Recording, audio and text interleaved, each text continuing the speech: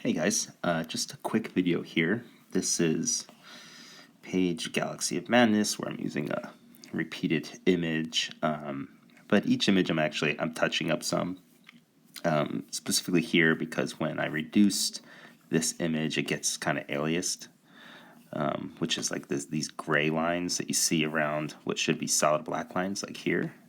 This is how it all should look, but instead when I cut and paste this image on here, it kind of gets a little funky. Plus, you just throw in a couple extra lines, give it some variation from the other images, so it doesn't look completely static. Even though it is a static, like he's not really moving. I might change the position of his fingers or something. So I'll just get into it using a very small brush here, just a size 12. Usually I'm using and I'm inking on another layer here. But I'm typically inking with a size 17 or 20 brush pen in Clip Studio. And I just use something called the Realistic Gritty pen, which I think imitates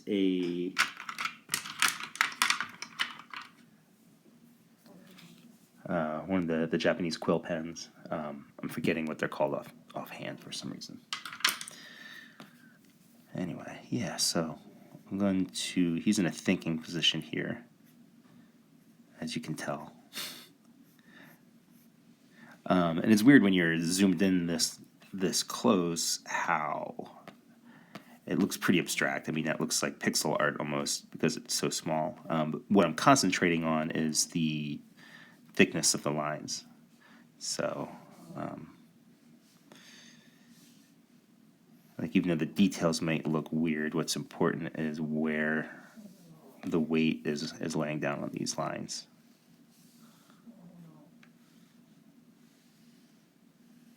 Feels a little more abstract as I pull out some.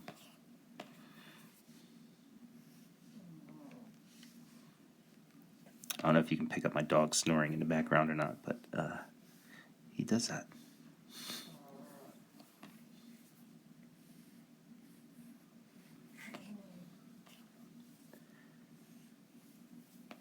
Inking is my favorite stage.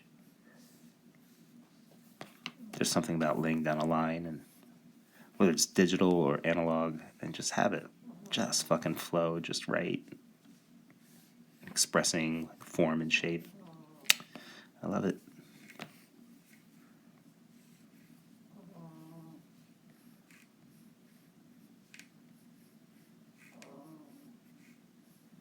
Lift up his finger here just to show some movement has happened in between panels when you see this image again later.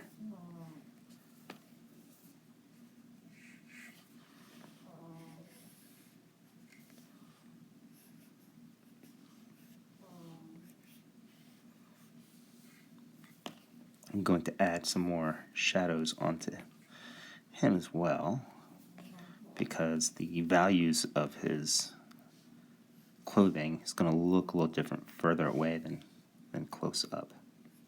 And by values, I mean the contrast between the light colors and the dark colors. Like the value of the color yellow is going to be lighter than, say, purple or blue. It's just going to look a little darker in, like if you converted it into gray, how dark that color looks. That's kind of what I mean by the value. Probably not expressing that right, but I'm also thinking and drawing at the same time. My natural state when I draw is to actually not think. I go into I don't know, it's instinctive, it's that the flow, whatever you want to call it. A fugue state might be more appropriate sometimes. And it's why I like art and drawing and comics, is my mind just sort of slips away into it.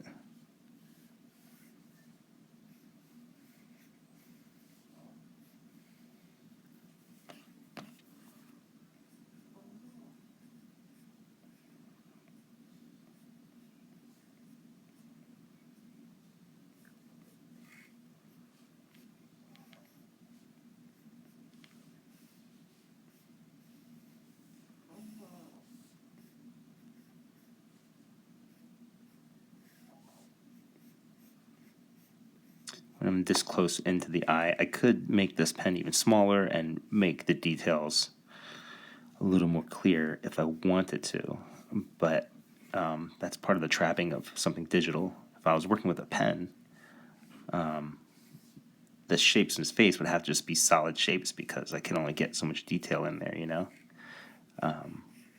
So I try and keep that in mind when I'm working digitally. Like, am I putting in more detail than I would if I was just drawing it traditionally? And sometimes that's okay, but typically it's not. Kind of hard to explain when it is or isn't, or what that motivation is. All right, I think I'll take care of that. See, in getting rid of this aliasing, it also makes it easier on the colorist as well.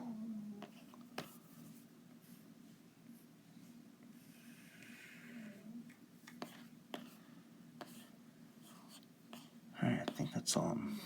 Let me do all that chair, I guess.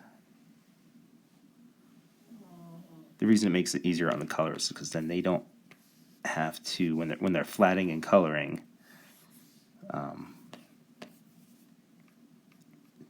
they don't have to kind of go in there with their pen and massage every little line because of the sort of blurriness and how that affects how you drop down your paint and stuff, your paint bucket. And I'm using all the wrong words, so I apologize. I know I'm just rambling now. All right, so I'm going to go back to the layer underneath, grab a big old lasso. I'm going to just erase all this stuff. Get rid of his chair and his body.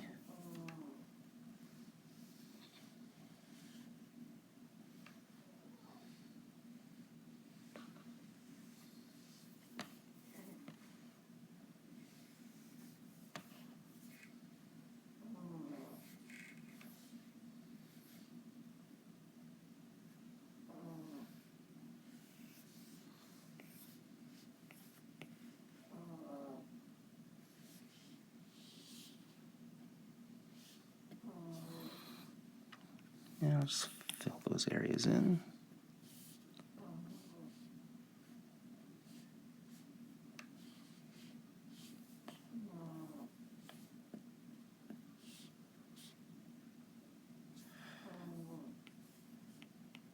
Then lift the opacity back up and then make sure it looks pretty A-okay. So now I'll combine those two layers. Fill in these other little details.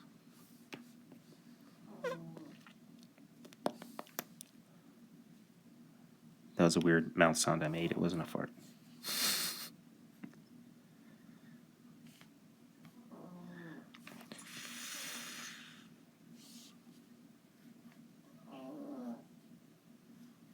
Surely you can hear my dog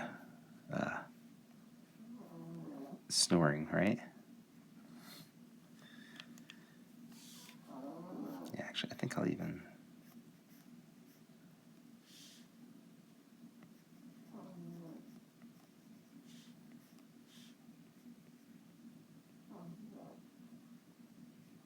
Yeah, let's do that. I like it. There we go. These are floating panels with images that'll be in there, but I'll place them in later because he's watching something through a screen.